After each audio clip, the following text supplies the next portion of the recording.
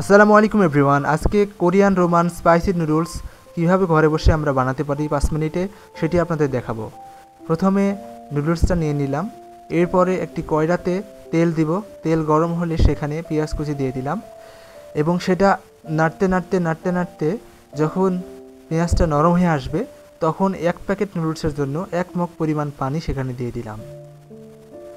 এরপরে আমাদের সেই মশলার প্যাকেটটি দিয়ে দিতে হবে তার মধ্যে। তারপর আমরা নুডলসটি দিয়ে জাল দিতে থাকব যতক্ষণ না সেটি সিদ্ধ হয়ে আসছে। এরপরে আমরা সেখানে অ্যাড করব হলুদ গুঁড়া, মরিচ গুঁড়া এবং প্রয়োজন মতো মশলা। অ্যাড করার পরে সেটা মিক্সড করব। আমরা মিক্সড করতে করতে করতে করতে এক সময় দেখবেন যে পানি কমে আসছে এবং হলুদ কালার ধারণ করতেছে। এরপর যখন পুরোপুরি হয়ে যাবে রান্না, আমরা সুন্দর একটি প্লেটে দারুণভাবে পরিবেশন করব। অনেক টেস্টি খেতে কোরিয়ান রামান স্পাইসি নুডলস আপনি বাসায় ট্রাই করতে পারেন।